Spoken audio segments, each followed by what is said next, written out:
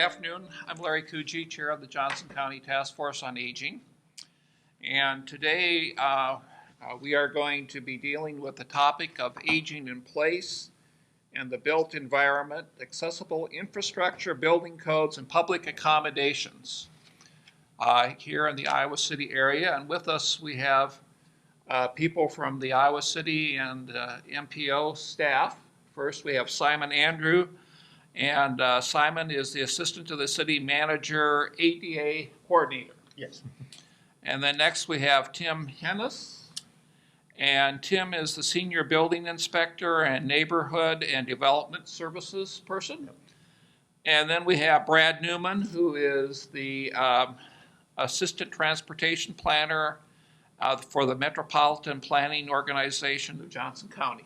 Welcome, gentlemen.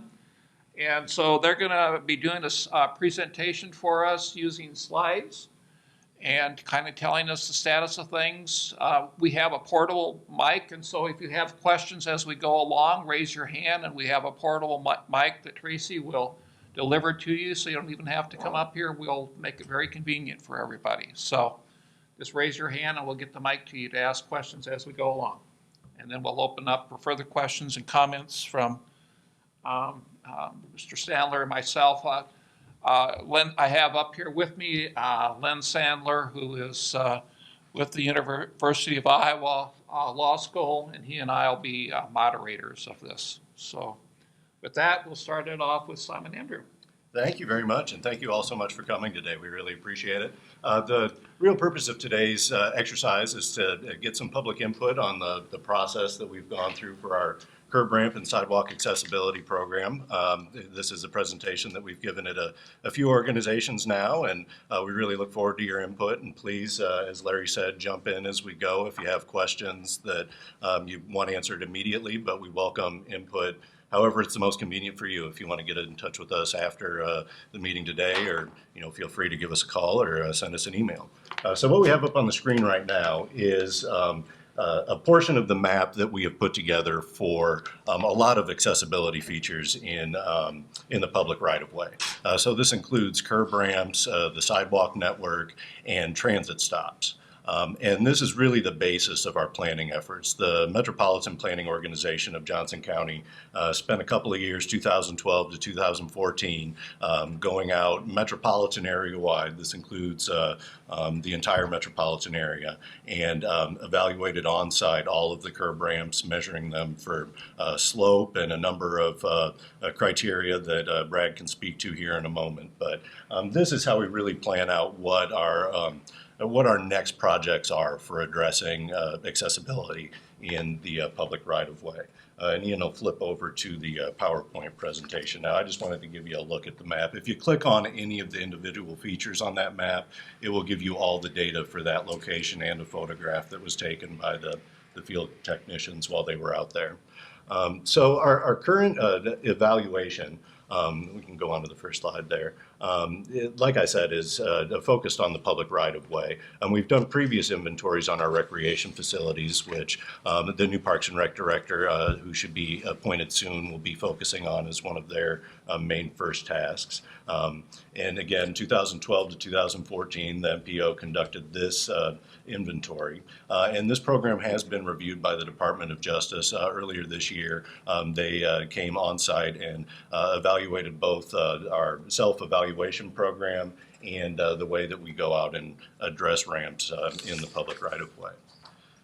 So I won't spend too much on this slide. I think that we all, given the setting today, are aware of the need for accessible infrastructure in the public right-of-way. Frequently at this point in the presentation, I will essentially give a sales pitch as to, the importance of this program for our city and our community. But, just to mention that these aren't just what's required by the ADA. They aren't just for those with accessibility needs or people aging in place, that it's also of benefit to folks pushing strollers or shopping carts or any number of things, riding bicycles. There are any number of sectors of the community that this is an important feature for. So we can go on to the next slide here. So what we're really trying to get at here is a way to prioritize projects beyond just responding to specific requests. We always address specific requests by those with accessibility needs first. If a person lives in a neighborhood and is having difficulty, say, getting to a transit stop, that would be the location that we address first. But after that, it's really a matter of trying to figure out where the high traffic areas are, where the program access is the most needed. Getting into public facilities is always one of our top priorities. And you have to judge that against the condition of the current ramp. You know, we have very few left in town that still have a raised curb, but you know, some are good with the slope and don't have a curb to get over, but say they're missing the truncated domes that didn't become a requirement until later on in the history of the Americans with Disabilities Act. So really balancing those needs and those priorities is the main challenge with developing the curb ramp program long term. So Brad here can talk to the process that was initiated by the Metropolitan Planning Organization of Johnson County to collect this information that we're using to plan out future projects. Okay. The Metropolitan Planning Organization of Johnson County, if you're not familiar with who we are, most people haven't heard of us, but it's actually an organization made up of all the elected officials, representatives from all the metropolitan area communities, including Johnson County, in the University of Iowa. Each community, the university, and the county have representation on the board, so it's all elected officials except for the University of Iowa. A couple years ago, back in 2012, I guess, 3 years ago, the board, looking at these ADA transition plans, approached the M.P.O.J.C staff to do the first step of the plan, basically, and that was the inventory. That's the most time-consuming part of this whole thing. We actually had three interns working 20 hours a week for 2 years doing these inventories. We did them throughout Iowa City, Coralville, University Heights, Tiffin, and North Liberty, and some parts of Johnson County. They went, visited every intersection, photographed every curb ramp, measured the slope, did the GPS coordinates for this database. Iowa City alone, they measured and compiled information from over 4,600, almost 4,700 curb ramps just in Iowa City. And overall, they did over 7,600. So that's why we had full-time interns doing this. We've also offered to help the other communities involved. Iowa City is, I think, way out in front with their transition planning. The other communities, they don't have the staff that Iowa City does, but we did offer to help them out a little bit as much as we could. Now, these inventories, once they were done, presented to the communities, we informed the community that any updates, changes to this database has to be from them, because otherwise we would be the middleman and kind of, you know, they'd have to let us know, we'd have to update. So they have all the information. I know Iowa City is taking it quite a bit further as far as the public input process. And like I said, we're hoping we can assist the other communities as needed, mainly with the public input process. But hopefully this whole data inventory will help the engineers in the future and the planners in those communities to make the upgrade. So that's kind of how the whole thing started, and I'll turn it back over to Simon. Yeah, absolutely. We'll go to the next slide here. So again, this is just a screenshot of the map I had up earlier. Like I said, the other map is fully interactive, but it includes more than just the curb ramps, but again, sidewalk network and transit facility locations. So that's incredibly important to have all of those overlaid in the same map, because adding a curb ramp in a location that doesn't connect to any other sidewalks or doesn't get anyone to, say, a transit location that they need to get to, it's really not the best investment of money. So having these on top of each other in the same map is what allows us to really get the most bang for our buck in terms of looking at upcoming projects. So go to Next one here. These are again some of the criteria that were done when engineers are out in the field. And this is also what we use when we get in a specific request from a resident, say, or a visitor, say that they want something looked at in their neighborhood. This is what the engineer would go out and evaluate. Next slide, please. So as Brad mentioned, a large challenge going forward with this inventory is keeping the data fresh. Every time we do a water main project, every time there's a road reconstruction or filling in potholes, not all pothole projects would necessarily construct the adjacent curb ramps, but the annual resurfacing project certainly does. And so we're doing hundreds of curb ramps every year that we have to make sure that that data is getting entered into the map, or it becomes stale data pretty quickly. So here's a list of a number of the projects in which we do construct curb ramps. Mostly what we're talking about here today is the dedicated funding for curb ramps, but that's a small portion of the ramps we do install. Most of them do come from those annual resurfacing projects and other utility projects. And with the additional fuel tax funding that we're getting now, those annual resurfacing projects are stepping up. We've essentially doubled funding for those in the last couple of years.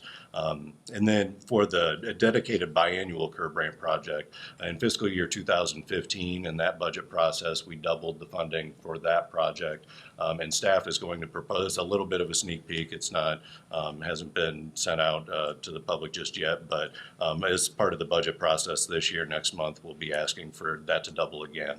So it wouldn't be a biannual project that funding would come through every year. So, so those are all the projects. Simon, what is the sure. amount of that? Sure, it was $50,000 every other year until 2015. In 2015, that became $100,000 every other year. And with this current budget process, we're going to recommend that it goes to $100,000 every year.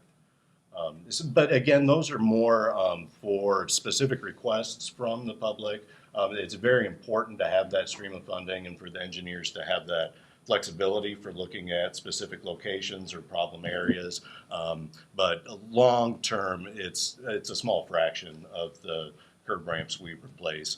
How much does a curb ramp cost? A full intersection, the question here is how much does a curb ramp cost? And that's a very good question. That's another reason why we're looking to increase these funding sources. The dollars don't go as far as they used to. And $10,000 is a very ballpark estimate for an entire intersection. An intersection that requires 8 ramps, we usually figure about $10,000. Now, some curbs, or some corners rather, have diagonal ramps where the ramp going in both directions is combined into one ramp, usually because of right-of-way space constraints, if there's not enough room for the perpendicular ramps. But so that can vary quite a bit, and depending on the amount of sidewalk excavation that has to happen to meet the slope requirements. But when we do ballpark it for budget purposes, we figure, $10,000 for an entire intersection. Sorry, am I sitting too far back here? Is that? Very good. Thank you. So, for a comparison's sake, a recent year we budgeted around $900,000 for the asphalt overlay program, and about 30% of that went to the curb ramps that were included in those stretches of sidewalks or stretches of street. So, in that project alone, we're looking at, a couple $100,000 for curb ramps that is above and beyond this dedicated stream. But again, it's really important to have this set aside, and we're glad that the increase in funding has happened for it, because those dollars don't go as far as they used to. And as we add in intersections, as we add in sidewalks, we're doing sidewalk infill projects in neighborhoods that haven't previously had sidewalks. And so that just increases the number of ramps that we have in our inventory and the long-term maintenance costs that we have for those. So the increase in funding was needed, and I think is a good use of the increase in gas tax dollars. So these next few slides, Ian will just run through pretty quickly. I want to make sure that we leave enough time for, oh, great. Yeah, Simon, hi. what is the status of an existing neighborhood that does not have sidewalks, and current city ordinance regarding new neighborhoods? Are sidewalks mandatory now? Yes. Can you just kind of talk about that? And if you live in a historical neighborhood that doesn't have sidewalks, you were talking about this infill plan. What is that? Can you go into a little bit more detail about that? Absolutely. We do have a complete streets policy. New subdivisions are required to have sidewalks installed as they develop. But we do have some older neighborhoods, historic neighborhoods, in which sidewalks have never been in place. We dedicate $100,000 every other year to install sidewalks in those neighborhoods. Again, we try and focus on neighborhoods where we'll get the biggest bang for our buck in connecting to the existing sidewalk networks. At times, it can be challenging. We do get some pushback from the neighborhood itself. It is a maintenance issue for the homeowners. It is a sidewalk that they then have to shovel and maintain. So we do get some pushback there, which of course in and of itself isn't a reason not to do the project. But there are other right-of-way constraints sometimes, whether it's the loss of street trees or just a small right-of-way, maybe not the room for it, or fire hydrants, things like that can complicate a project. But we do have a number of neighborhoods that we use that separate pot of money from this curb ramp project to install those. We are looking at, for the next sidewalk infill project, neighborhood around D Avenue and 2nd Street, or D Street and 2nd Avenue, rather. Kind of by Twain Elementary. There's a large section of neighborhood that the sidewalks are sporadic. There are sidewalks from block to block, but it really doesn't do the neighborhood a whole lot of good to have 2 blocks of sidewalk here, then a missing gap, and then a couple blocks later on. So that's why we're focusing on that neighborhood with that project. But yeah, that's a very good question, because that's part and parcel to what we're talking about here. The curb ramps don't do any good without a good sidewalk network. They're a means to an end in that sense. So Ian can just flip through the next couple of these. That's just photos of other projects in which we've completed curb ramps above and beyond this $100,000 biannual project. The Lower Muscatine project did 78 curb ramps by itself. The one over by Sycamore, that was a huge project. That goes above and beyond a dedicated curb ramp program. Some exciting part of next year's work plan is that we have $100,000 additional from community development block grant funds that will also go to curb ramps. $50,000 will be focused on the downtown area and riverfront crossings. It has to be within that urban renewal area. The engineers are currently looking at the intersection of Lafayette and Dubuque and sort of working out from there to see which intersections they can, again, get the most bang for the buck, that they want to get as many done in that neighborhood as possible. The other $50,000 needs to be in a low to moderate income neighborhood, and it'll be along Lakeside Drive over by Grantwood School and Fair Meadows Park. And we really try and have the infrastructure best next to public buildings and public programs, and certainly schools and parks are where we start when we're looking at doing projects. And again, yeah, please. Excuse me, I was just wondering whether you could explain who's responsible for the sidewalks and curb cuts when the university is involved. Sure. On university property, it is their responsibility. We do have some, I don't want to call them shared areas, but there are places where they definitely benefit both of us, or they are constructed as part of a joint project.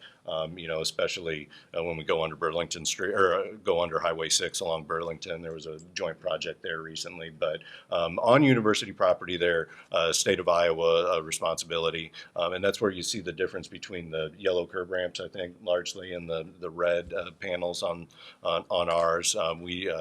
Ours are painted brick red. The university has tended to use yellow, but it's really just a matter of having that color contrast is the important part. But thank you. That's a very good question. Sometimes it's not really apparent, whose jurisdiction you're in, or who has ownership of where you are. So, but please, Miss Stevenson Earl and myself and plenty of people at both the city and the university will always get folks pointed in the right direction if they have a question or have a complaint or a suggestion about a particular location. We'll always get you to the right person.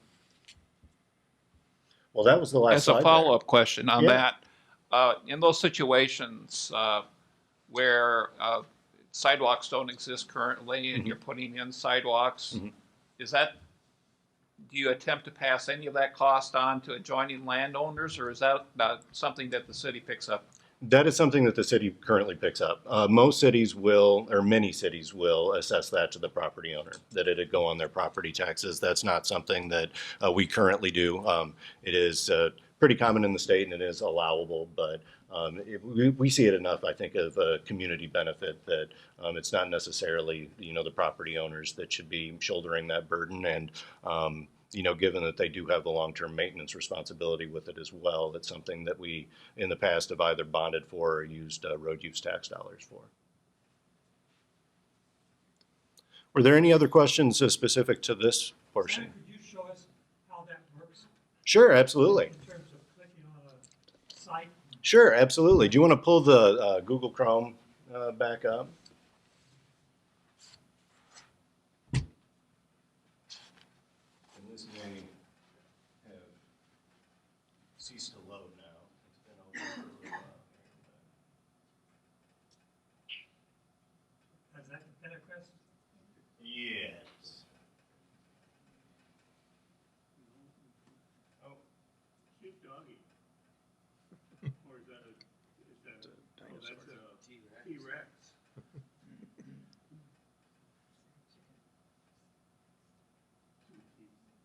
sorry, I lost my internet connection when we came in here.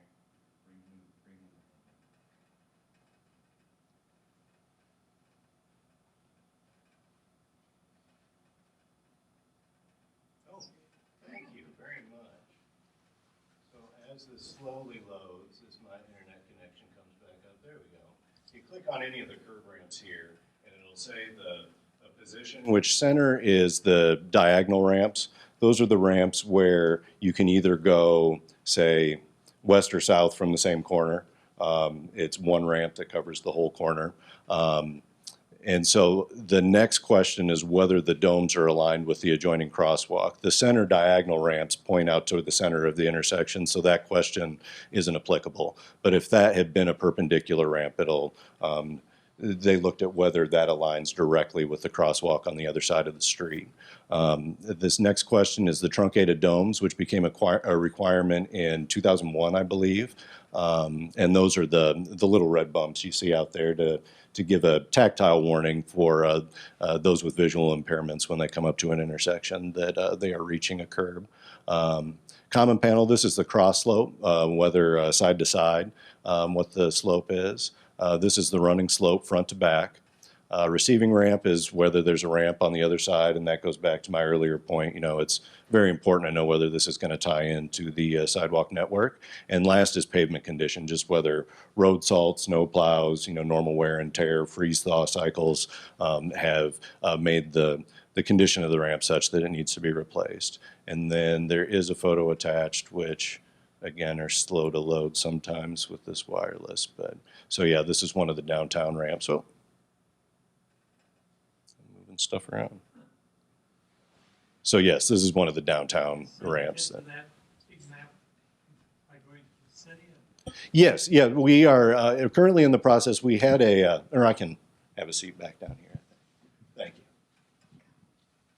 This year, we've been undergoing a website update, and we're in the process of getting a lot of this information moved over to our new website. We just posted a few more documents last week. On the accessibility page, this link isn't up just yet. I have it emailed to our communications department, and I think this week that we'd have it posted. But if you go to icgov.org, on the front page, you scroll down to the bottom, there's an accessibility link, which has our ADA notice and grievance form and procedure, and then it will have this map linked up there and other inventory documents as we get them produced. My Yes. question may be more for Brad. Do you have any in the planning of bus stops, whether current or coming down the road? Planning for new bus stops Yeah, or correct. upgrades? Just No, ones? new bus stops. Sorry. It varies by community. I know Iowa City has talked for quite a while about looking at the routes, updating the routes, changing them, I guess. But as far as the other communities, I know North Liberty is looking at getting into the transit business, doing more within the community themselves. But as far as the stops, nothing new. I know upgrades. We can use the inventory to target certain areas to upgrade those bus stops. As far as getting to the bus stop, maybe not the bus stop itself, but getting to it anyway. And then a follow-up question would be kind of Camp Cardinal Boulevard is what I'm more interested in, it being both Coralville and Iowa City, kind of at the peak there by the Mercy Clinic and Borlaug schools. I didn't know if there was any planning. I've contacted both Coralville Department of Transit and Iowa City, and they said not in the budget for this year. So just wondering if any future planning there. I have not heard anything. I know Kennedy Parkway had been talked about, but I think when it comes to new stops, we have to look at density issues. We like to look at about 6 units per acre kind of thing. And out in Kennedy Parkway and in that area, it's not very dense. Plus they have the speed humps. The buses don't do real well going over those speed humps all the time. So we looked at that, and that just wasn't going to work for us. Now, as far as Camp Cardinal, I'm not sure. I'm not sure, really. I'd have to ask Coralville and Iowa City to see what discussions they've had, but I have not heard any, no. Yes, and for any of the panelists, at the most recent Disability Summit at the university, Brian Manternak, who does a lot of the accessibility universal design, unveiled an app that coded all of this GPS information and was piloted by a person who was blind, although it could be used by a person in a wheelchair, a tourist, anyone, where he could walk down the street and it would tell him where the curb cuts are, where the Hawkeye statues are, what building, how many feet it is to a crossing, and where the bus stops are. And I was wondering whether you had thought about uploading data or getting involved in something like that so people could make very practical use off the website.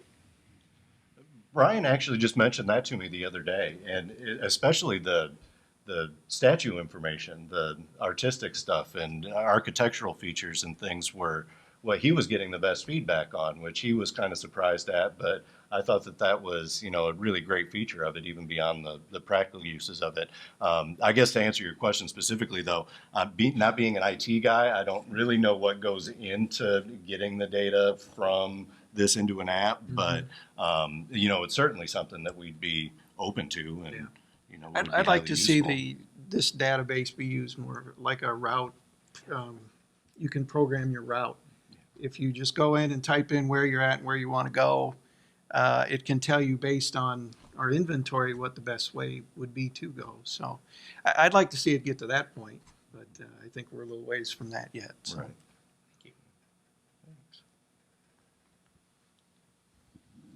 If people do have a problem location, how would they who do they contact, and what's the contact information? Sure. The easiest way is to contact me directly, and I would get in touch with both the engineers that would be handling it and with the transportation planners. But those requests, we'll take them any way we can. I know that Stephanie, our human rights coordinator, gets requests into her.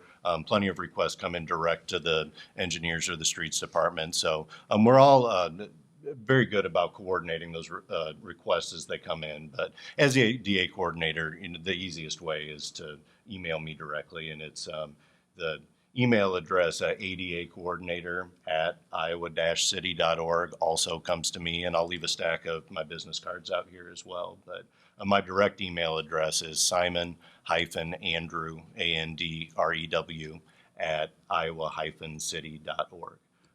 And so that, is a great way to leave a trail, too, that we have easy access to when those requests came in, and, they're time-stamped and everything. We also have a mobile app that we use, ICGov Express, and that can be found on our website as well. That's really useful. It automatically sends the request to the right staff person, and you can take a photograph of where you are, and it'll send us a map with it too of the exact location from where you took the photograph. So that's something that's getting more and more use, that can be used for everything from shoveling and potholes to curb ramp requests. So that's become a very popular way to get in touch with us.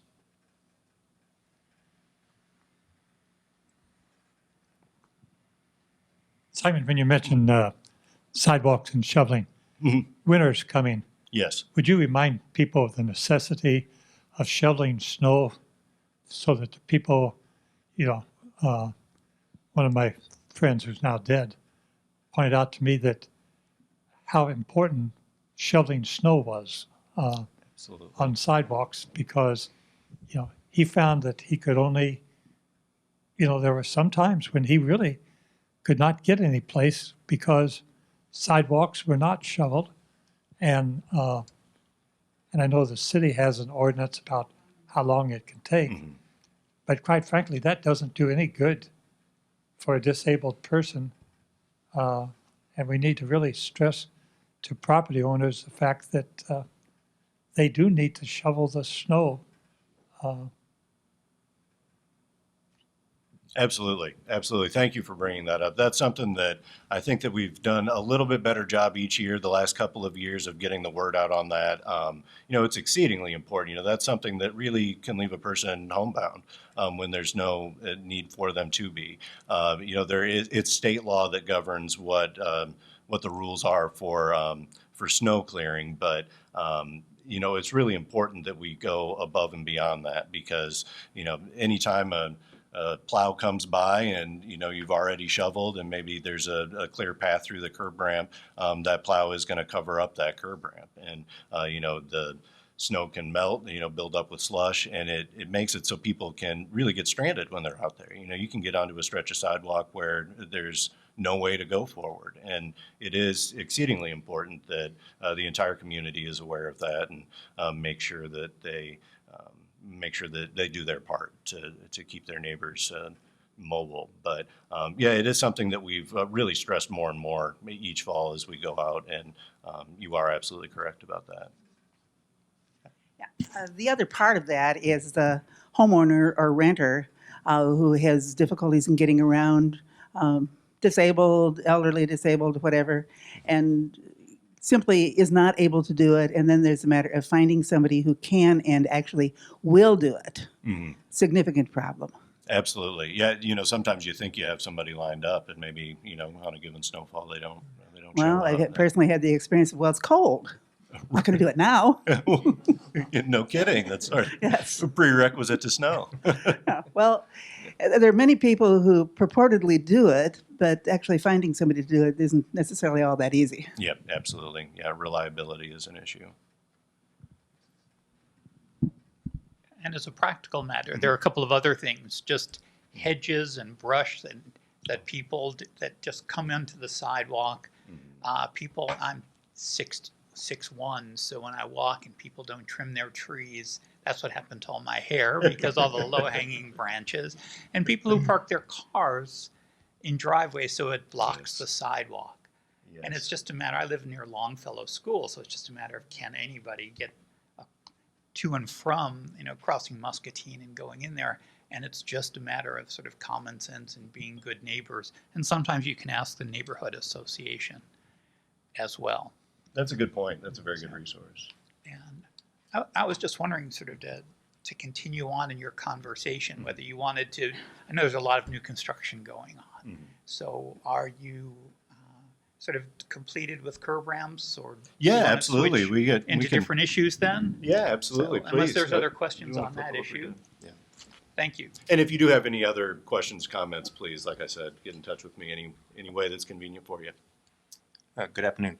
What I wanted to talk to you today about is the universal design requirements in the city of Iowa City that have been implemented. Now, this is mainly for single-family dwellings, duplexes, and townhouses. When you get to a multifamily dwelling unit that has 4 or more units, that's regulated by the Fair Housing Act and also by the state of Iowa multifamily accessibility requirements. But today what we're talking about is a specific requirement that the city of Iowa City adopted to require universal design features within the dwelling units themselves. This requirement applies to all dwelling units, 1 and 2 family dwellings, and townhouses. It was adopted in August 2002, so we've been under it for a few years now.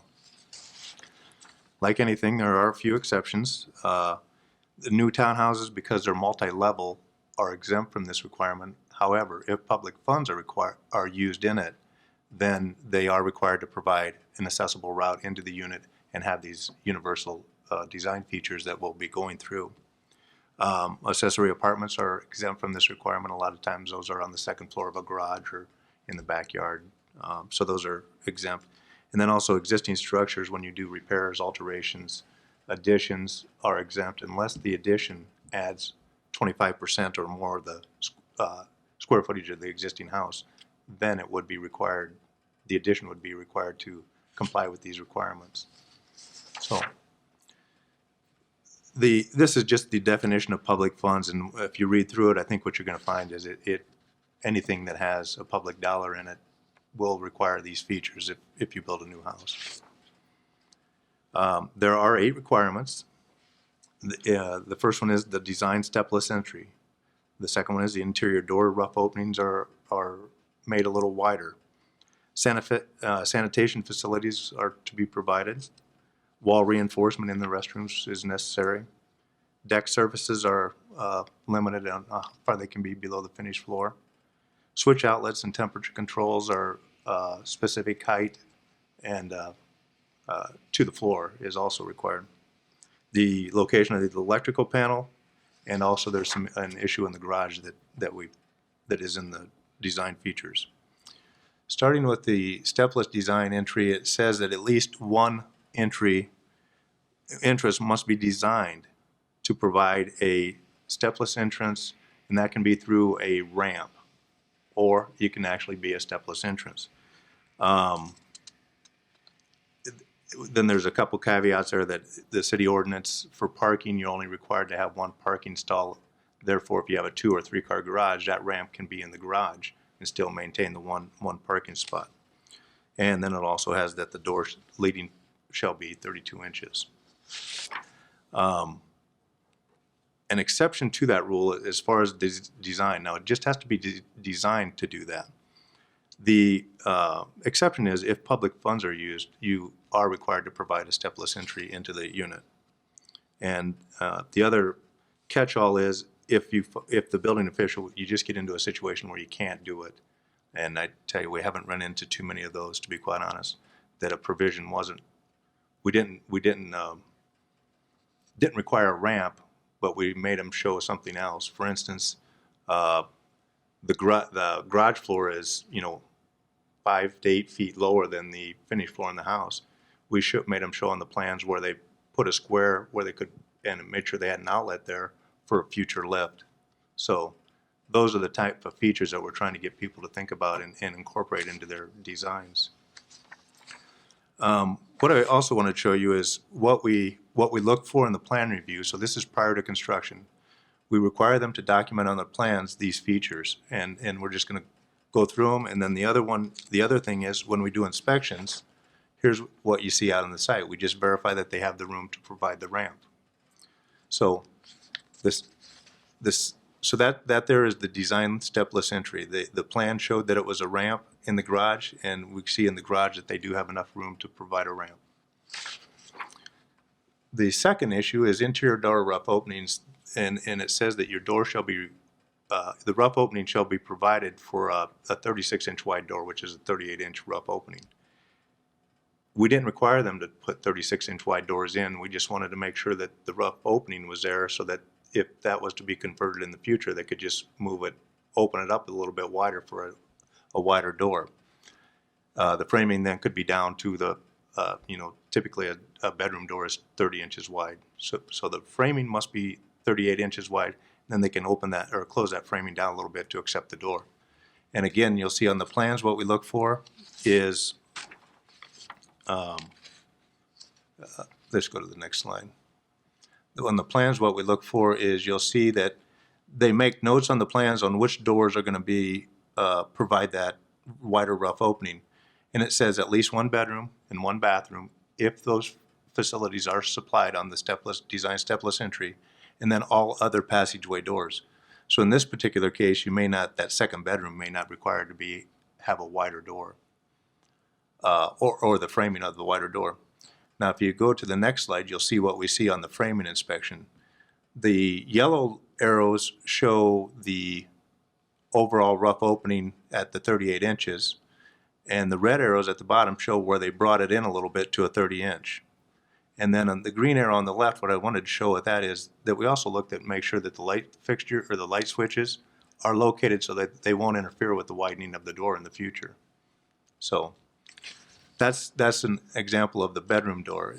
Going to the next slide, you have within that happened to be a master bedroom is what it was. And in that master bedroom, you have a walk-in closet on the left, and you have a master bathroom on the right. And again, the yellow arrows show that the door was properly framed to the 38 inches.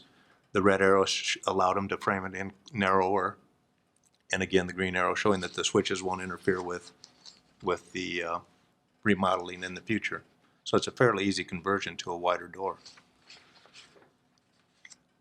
The third issue is sanitation facilities, and that states that there must be at least one bathroom containing a water closet and a lavatory on the level served by the design stepless entrance.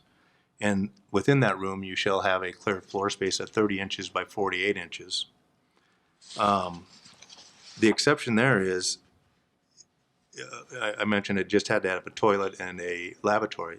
If the exception is if public funds are used, you shall provide a shower, bathtub, or shower tub combination within the room. So what that looks like is what they show on the plans is they'll show a rectangular area 30 by 48 inches in a bathroom that is clear floor space. Now you'll note that this one actually shows it in the door swing, but you can be in the door swing if there's enough room in the bathroom, and this is obvious. You could roll ahead far enough to close the door and use it. So that's what we look at on plan review, and then what we look at in the framing inspection is that they actually provided that clear floor space. So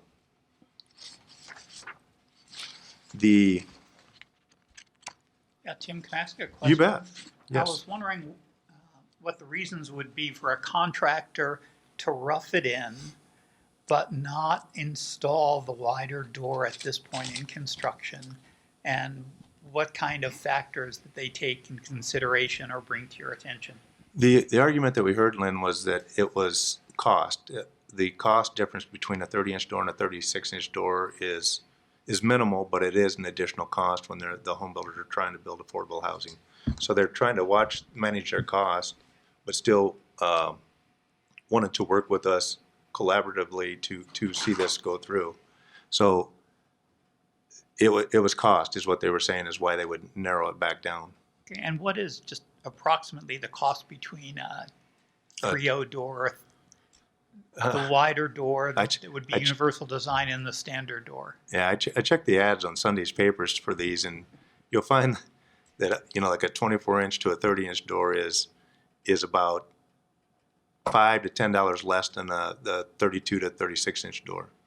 But when you multiply that through the number of doors within a house, you may get up into $100 or so. So they're looking at their costs. It's just decisions they have to make. Now, the other argument you can make is, what does it cost the person to narrow that back? Once you make the door wider, what does it cost to narrow it back down?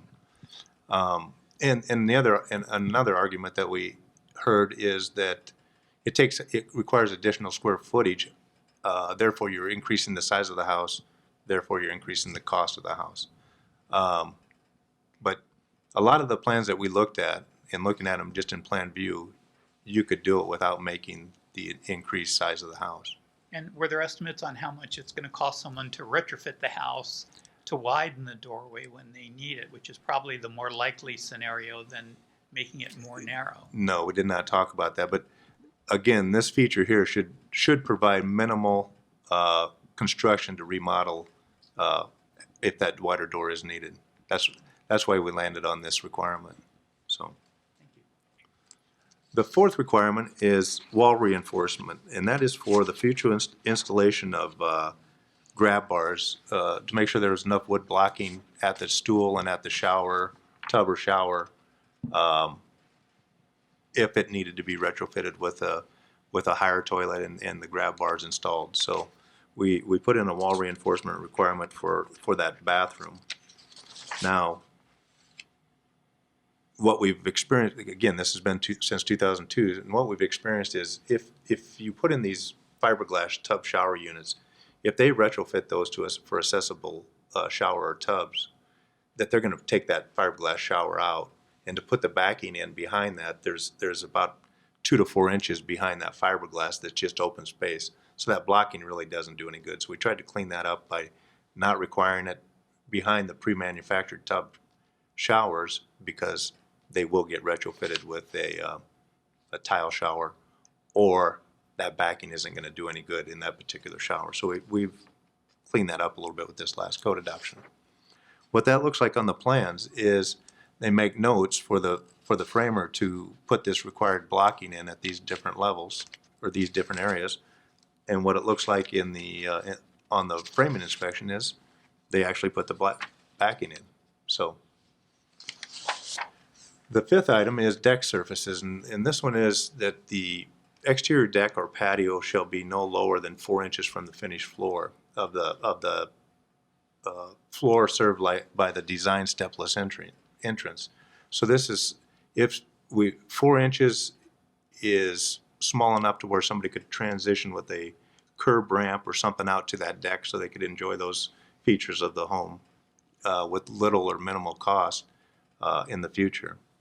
And what that looks like on the plan review is the builders are making a note on there for the framers that the deck elevation is set, and then on a framing inspection, what they see is we have a deck that is closer. And you can see that 4 inches, that's kind of a deceiving picture, because it is really 4 inches from the deck to the wood on the inside. That with that threshold there, it's tough to see that. But it'd be fairly easy to retrofit a curb ramp on there for access to that deck so people could enjoy that deck. The sixth item is switches, outlets, and temperature controls, and this is a requirement that they shall be located in an area between 15 inches above the floor and 48 inches above the floor for reachability, and that's a fairly easy standard for everybody to meet. It's no cost at all to anybody on this one, because you're putting electrical outlets and switches in anyway. What this looks like on the plans is usually there's a note, and because it's hard to define that in a drawing. So we see the note on the plan. When we do go out and do the inspection, we see that they are located no less than 15 inches and no higher than 48 inches. So the seventh issue is the electrical panel. The location of that is, and that's for the breakers, not the main breaker, but the breakers that somebody would need to operate their house are located between 15 and 54 inches above the floor. If that panel is on the design stepless entry, sometimes they put them in the basement. Sometimes they put them in the garage. That would be on the design stepless entry. What that looks like on the plans again is a note, and then in the inspection, what it looks like is that you measure for it, and you'll see that the electrical panels are a little lower, but they should be easily reachable by everybody. I was wondering whether you're envisioning changing any of the specs, because just for example, Fair Housing and ADA now would put the minimum at 18 and 48. So it'd be minimum 18 rather than 15 to be the lowest place you would put anything with an operable part, and 48 would be the max. Maximum. I'm wondering who would do that and who would. We would do that at the next code adoption. Unfortunately, we just adopted the 2015 code, so it'll probably be a 3-year cycle. So we would amend that to that standard by then. And again, this is for single families. This is not regulated by any federal code or state code. This is something over and above that we do in Iowa City. Johnson County also incorporates these universal design standards. So the last item is garages, and you would think that anymore everybody has an overhead door opener, but there are some instances where they don't wire for that. And it's pretty simple that you just have to have electrical power for a future overhead door opener.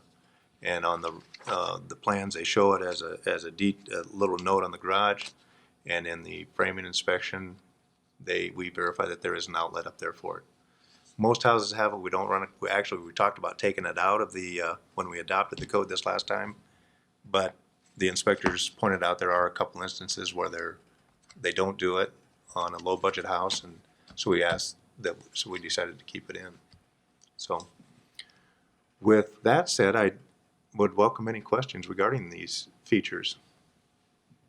Tim, you say this was adopted in 202? 2002, with the adoption of the 2000 code. I know that sounds a little funky, but it's, When was the visibility code adopted? this was that this back is the in 202? visibility, usability, and accessibility for single Because I family. can remember the Housing Action Team Yes, and Glenn Siders. yes. Glenn And that was Sanders, back that long? yes, yes. It was with the adoption of the Boy, 2000. time goes fast. Yes, it does. Yes, it does. But you're absolutely right.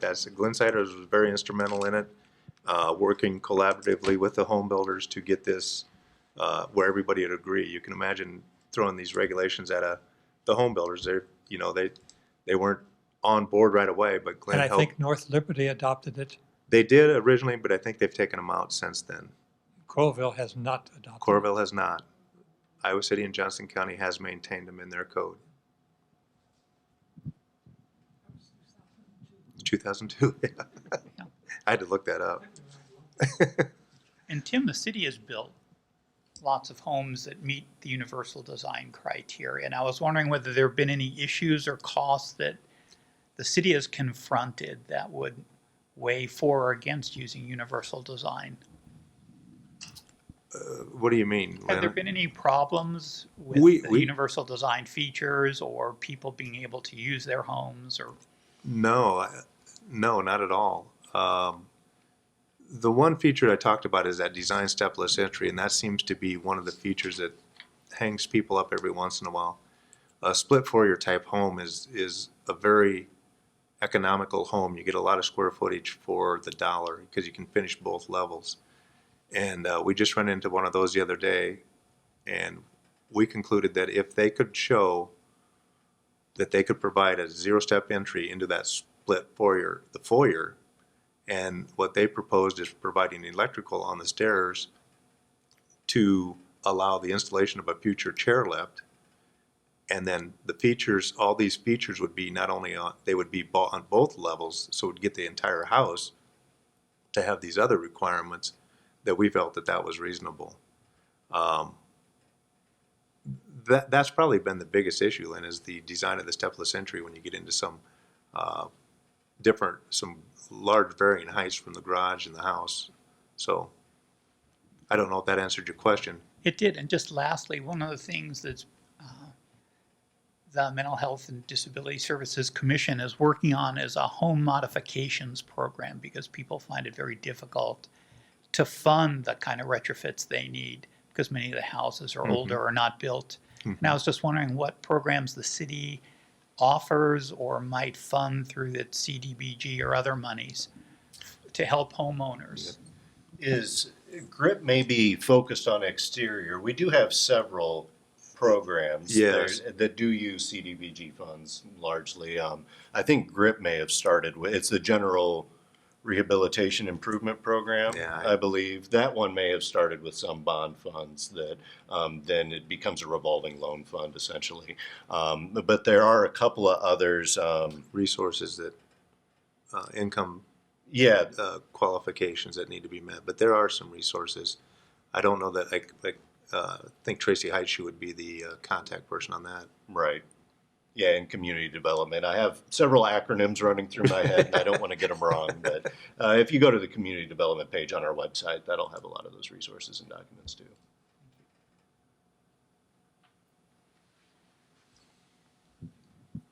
Tim, I realize this would not be in your bailiwick, but since a lot of people watch this on TV, I am disturbed that the present city operation in relation to the Riverside development north-south of Burlington has said that the back door can be the accessible entrance. And that the front door does not need to be accessible. I'm hoping that that can be changed at some time. I just wanted to, because the point I made to the commission and then the city council, without success, by the way, was that we don't want the disabled and the elderly to have to be backdoor citizens. But the present arrangement, Simon, you might take account of this too, is that they're not, you look at a lot of the plans for that area and you see step after step after step. And, Yeah. and so I'm hoping that maybe the new city council will take some steps, just for what it's worth. Yeah. Well, we're regulated by the 2010 ADA standards for accessibility, and I think that pretty clearly states that you cannot do that.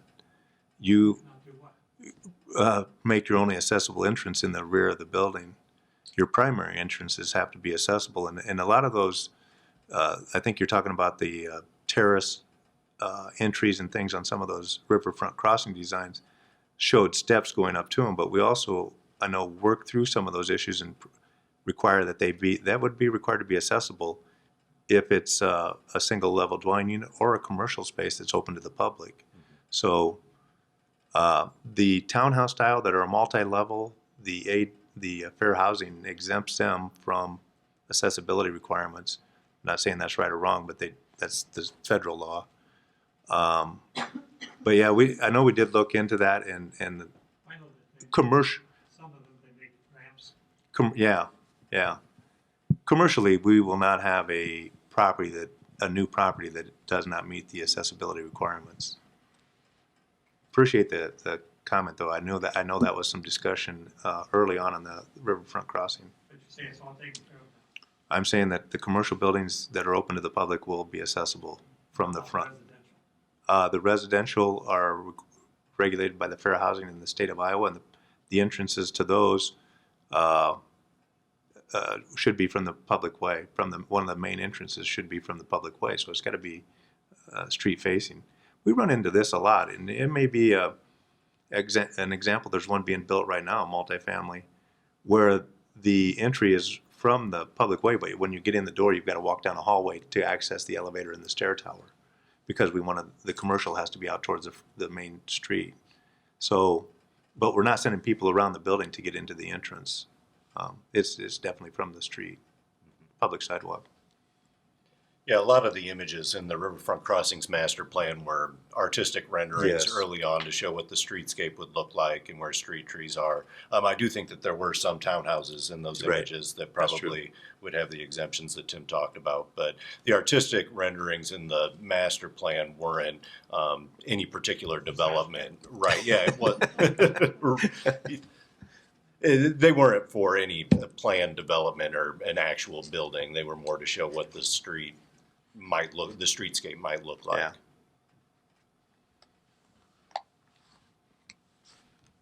Okay. I want to thank everybody for being in attendance today, and I want to thank our panelists as well as Lynn Sandler for being here with us today. And I found it very informative, so thank you. Thank you. Thanks for having us. Yeah, thank you.